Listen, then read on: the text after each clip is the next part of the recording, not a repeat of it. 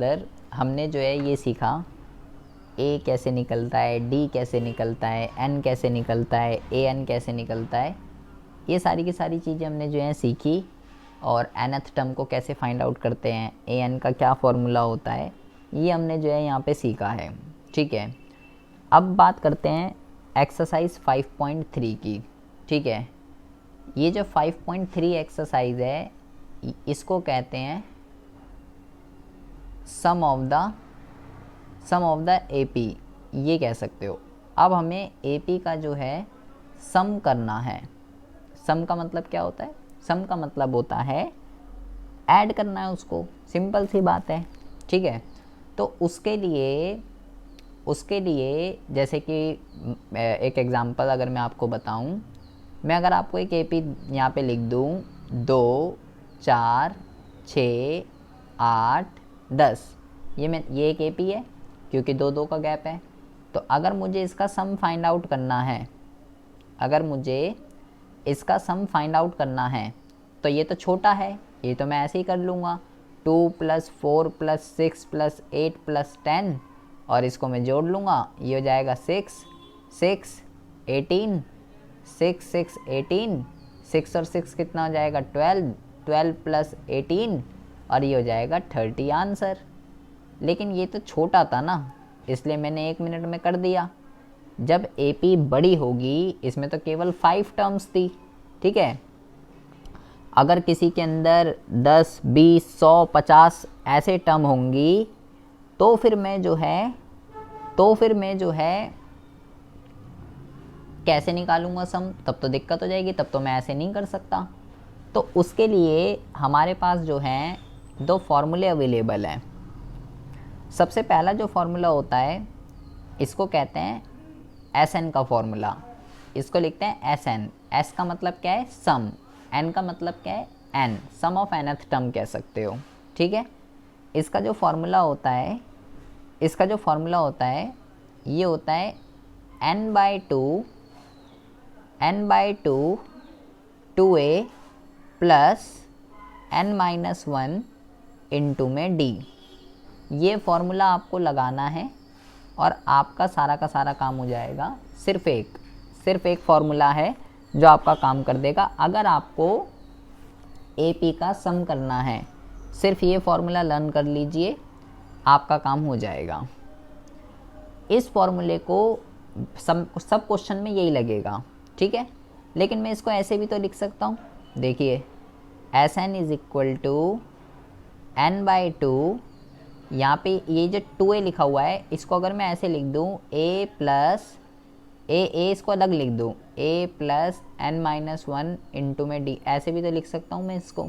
ये जो 2a था, एक इधर लिख दिया, एक इधर लिख दिया, अलग अलग लिख दिए मैंने।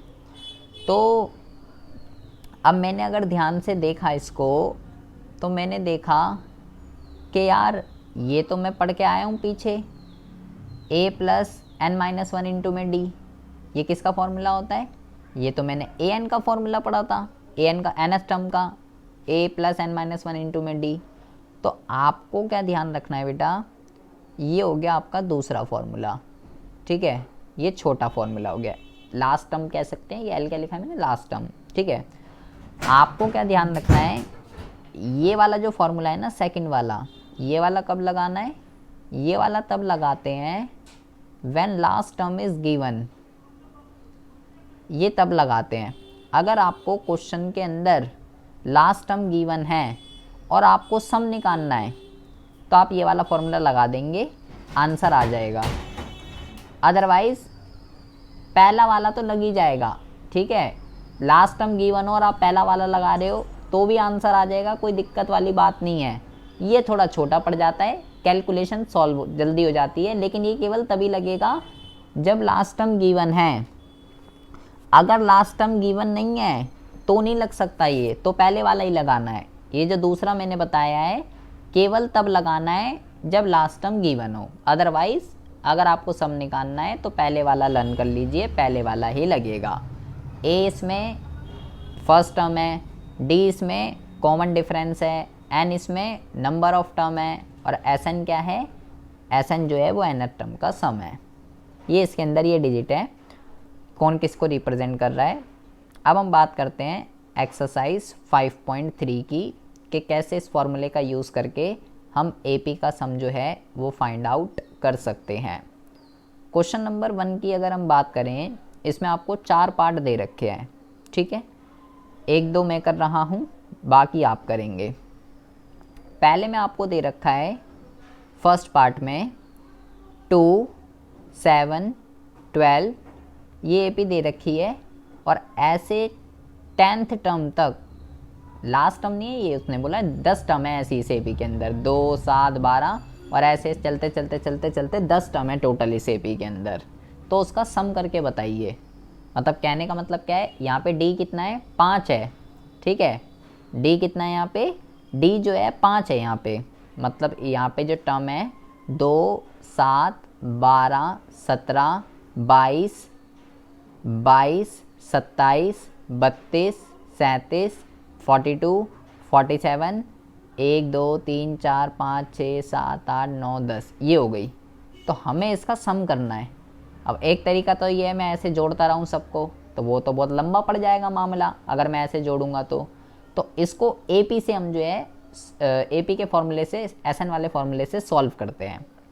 ए कितना है इसमें 2, डी कितना है इसमें 7 - 2 = 5 एंड एन कितना है इसमें, एन क्या होता है बेटा, एन का मतलब होता है number of terms. Number of term इसके अंदर है 10, उसने बोला रखा है नंबर ऑफ टर्म्स कितनी है 10 है। इन 10 का मेरे को क्या निकालना है, इन 10 का मेरे को जो है सम निकालना है, ठीक है। ए है आपके पास, डी है आपके पास, एन है आपके पास, आपको क्या निकालना है, आपको एस एन निकालना है, ठीक है। इन 10 टर्म का सम निकालना है, तो आप इसको ऐसे लिखेंगे, एस एन नहीं निकालना, आपको 10 टर्म का सम निकालना है, एस 10 निकालना है, मतलब 10 टर्म का सम। जो एन होता है वो कितना है यहाँ पे 10 है। तो मैं फॉर्मूले पे पुट करता हूँ, S n = n/2 2a plus n-1 into में डी। ये मेरा फॉर्मूला है। मैं यहाँ पुट करता हूँ वैल्यूज़ को। n कितना है, n है आपका 10, 10/2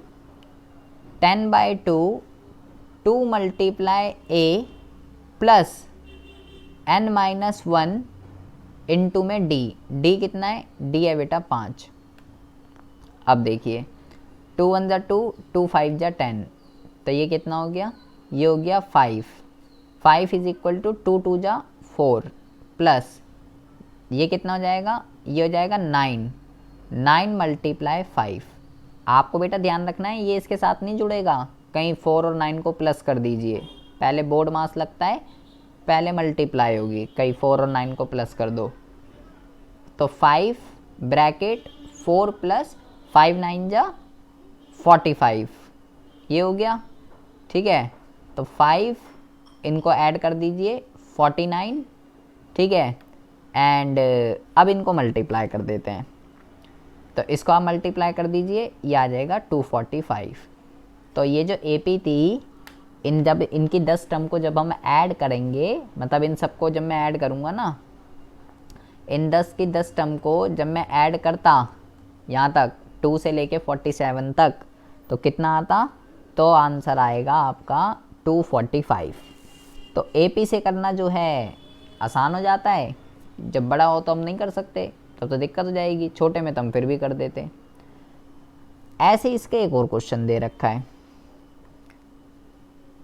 इसके तीसरे पार्ट में देखेंगे, दूसरा आप करेंगे। इसमें लिखा हुआ है 0.6, 1.7, 2.8 ऐसे दे रखा है, और लिखा हुआ है 100 टर्म, 100 टर्म है इसके अंदर ऐसी। तो ए कितना है इसके अंदर, ए जो है इसके अंदर 0.6 है। डी भी निकाल लेता हूँ, कैसे निकलेगा, 1.7 में से 0.6 को माइनस करना है, तो ये हो जाएगा 1.1, इसमें से इसको माइनस कर देते हैं। और n कितना है इसमें, n जो है वो 100 है, ठीक है।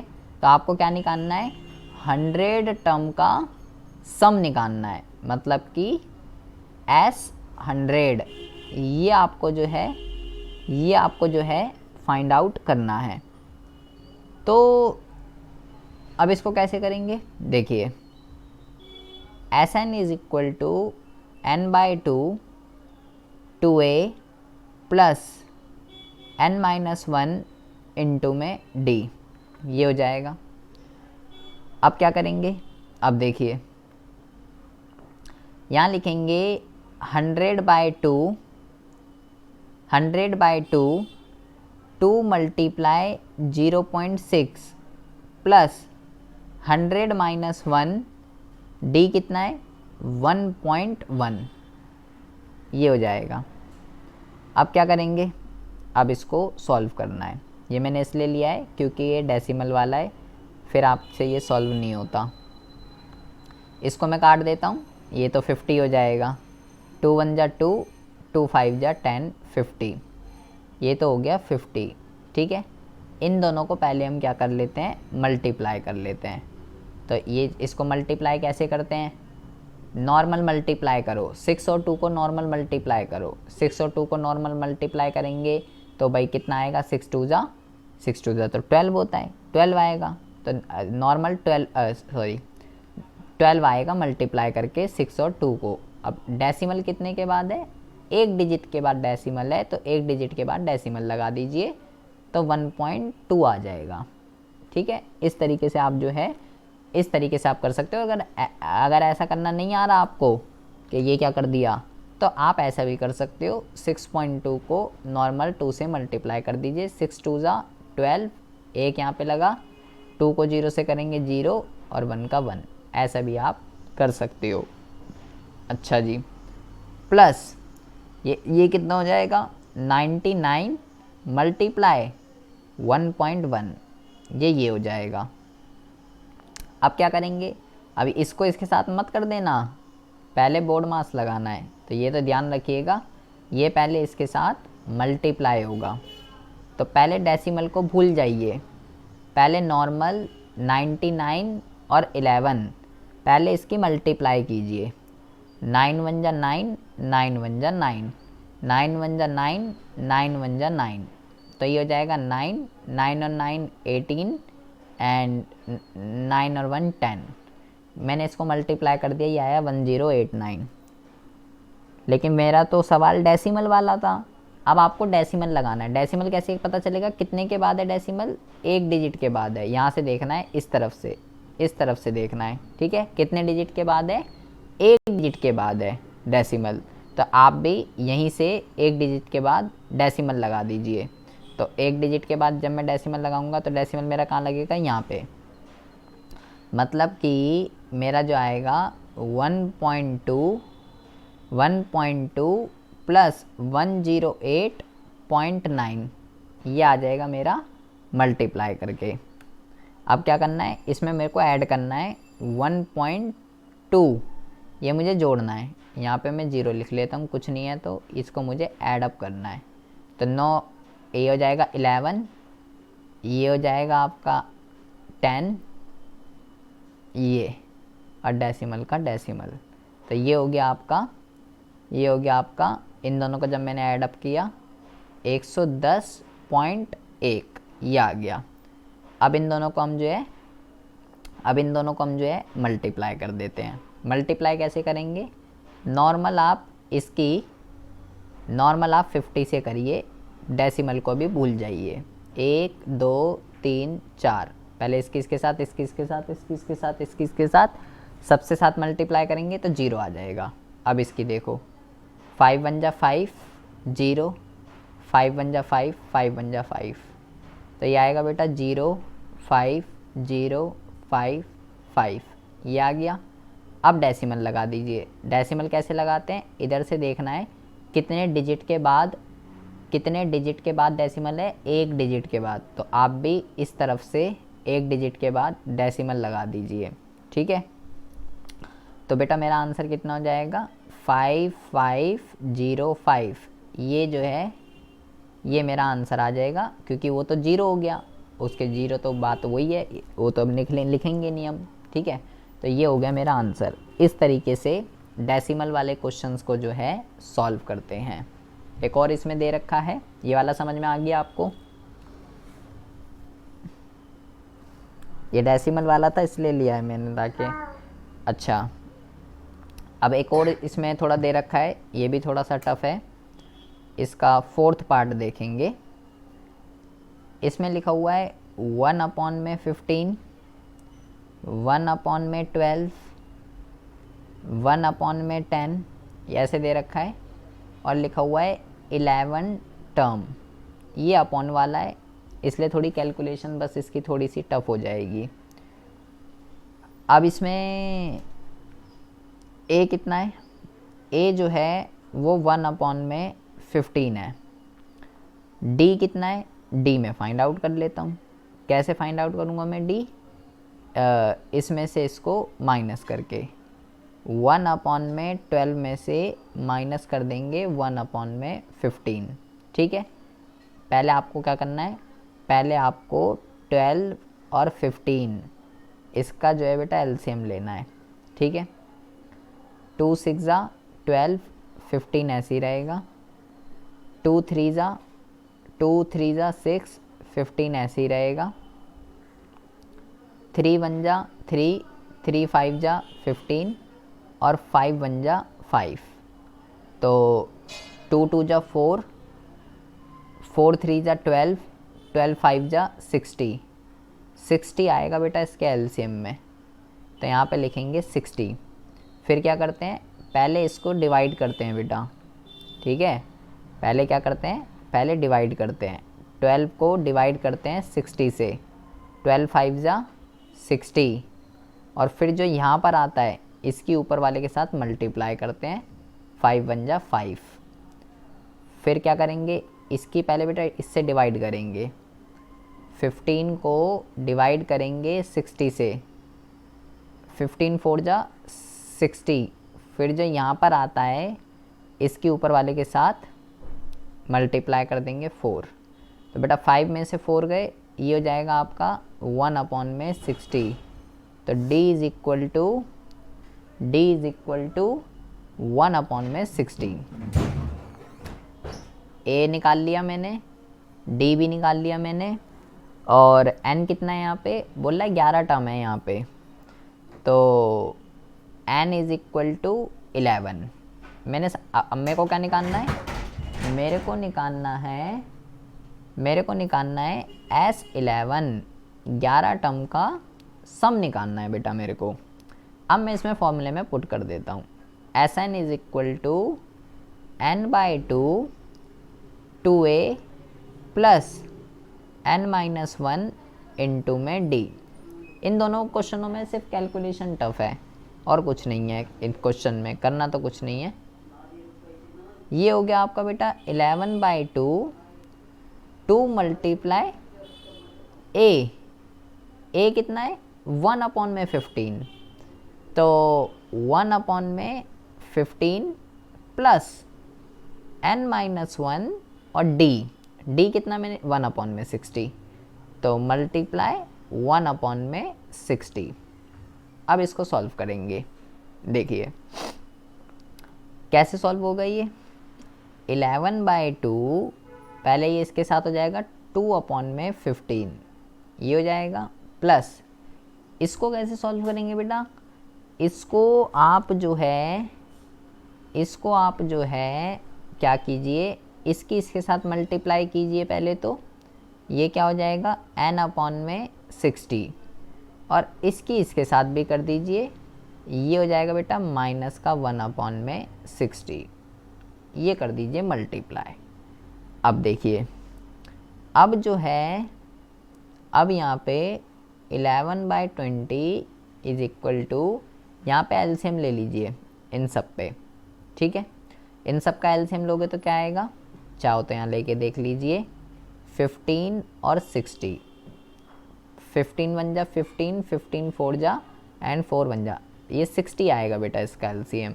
ठीक है, तो पहले क्या करते हैं? इसको इससे डिवाइड करेंगे, 4 आएगा, और 4 2 जा 8। इसको इससे डिवाइड करेंगे, 1 आएगा, यहाँ पे n। इसको इससे करेंगे, 1 आएगा, यहाँ पे 1। ये हो जाएगा बेटा, ये हो जाएगा आपका एलसीएम में। ठीक है, अब देखिए, अब ये हो जाएगा 11/2, 8 में से बन गया 7, 7 plus n, 7 plus n upon में 60। अच्छा n यहाँ पे एक बेटा यहाँ पे बेटा एक गलती हो गई है हमसे। ठीक है, एक गलती यहाँ पे हो गई है। मैं n तो पता है ना मेरे को, n तो 11 है, तो कोई दिक्कत वाली बात नहीं है। आप वैसे यहाँ पे भी 11 पुट कर देते तो कोई दिक्कत नहीं थी। मैं अब यहाँ पे 11 पुट कर देता हूँ। ठीक है, यहाँ पे लिख देंगे 7 प्लस 11 अपॉन में 60। मैं यहाँ वैल्यू पुट कर देता हूँ, तो ये हो जाएगा बेटा 11 अपॉन में 2 मल्टीप्लाई 11 प्लस 7, ये हो जाएगा 18, 18 अपॉन में 60। 2 1 जा 2, 2 9 जा 18, तो ये कितना हो जाएगा आपका, और इसको काट दीजिए। 3 3 जा 9, 3 2 जा 6, 0। तो ये हो गया आपका, इसको इसके साथ मल्टीप्लाई कर दीजिए 33, और ये नीचे कितना आ रहा है गया, नीचे तो 1 है, 21 जा 20। तो ये हो जाएगा आपका, ये हो जाएगा आपका आंसर। ठीक है, आप बेटा यहाँ पे भी वैल्यू पुट कर सकते थे, यहाँ पे आप वैल्यू पुट कर देते सीधा 11। अच्छा रुको, मैं आपको ना इसको इतना लफड़ा नहीं पड़ता आपको, रुको एक मिनट, मैं छोटे तरीके से कराता हूँ आपको। इसको आप ना ऐसे कीजिए, वो हमने यहाँ इनकी वैल्यू पुट नहीं करी ना, इस वजह से हो गया ये। एक मिनट रुको। यहाँ पे जो है बेटा, आप इसको यहाँ पे 10 पुट कर दीजिए, ओ सॉरी 11 दे रखा था मेरे को। ठीक है, अब आपको जो है छोटा हो जाएगा अब ये हमारा, ये एलसीएम वगैरह ये कुछ ऐसा ज़रूरत नहीं पड़ेगी। यह क्या बेटा 2/15 प्लस ये कितना हो जाएगा 10, ये कितना हो जाएगा 10 मल्टीप्लाई 1 अपॉन में 60, ये हो जाएगा। ठीक है, तो ये क्या हो जाएगा 11/2, 2 अपॉन में 15 प्लस 10 अपॉन में 60, ये हो जाएगा। 0 से 0 भी काट सकते हैं, बट अभी मैं नहीं काटूंगा, मेरे को एलसीएम लेने में भी आसानी होगी। ये हो जाएगा 60, पहले डिवाइड करेंगे 8, फिर इसको करेंगे 10, तो ये हो जाएगा आपका 11/2 मल्टीप्लाई 18/60, 2 1 जा 2, 2 9 जा 18, 3 3 जा 9, 3 20 जा, तो ये आ जाएगा बेटा 33 अपॉन में 20। मतलब कि अगर आप यहाँ पे कंफ्यूज हो रहे थे ना कि ये इसको इसके साथ करेंगे, तो मैंने यहाँ पे n की वैल्यू पुट कर दी, तो इससे मेरा जो क्वेश्चन है वो जो है ईजी हो जाएगा। ये दोनों क्वेश्चन में बेटा सिर्फ कैलकुलेशन टफ है, ये थोड़ा अपॉन वाला था, फ्रैक्शन वाला था, और वो जो ऊपर वाला है, वो ऊपर वाला जो है वो बेटा डेसिमल वाला था। इसलिए जो है, इसलिए मैंने ये क्वेश्चनों को पुटअप किया कि क्या क्या आप उसमें कैलकुलेशन ना हो पाएगी। अब आप जो है इसके क्वेश्चन नंबर फर्स्ट का सेकंड पार्ट, यहाँ पे क्वेश्चन दे रखा है माइनस का 37, माइनस का 33, माइनस का 29, और ऐसे दे रखे हैं, और बोल रहा है 12 टर्म है टोटल, इसमें 12। इसका आपको सम निकालना है। ये वाला क्वेश्चन आप करके दिखाइए मेरे को।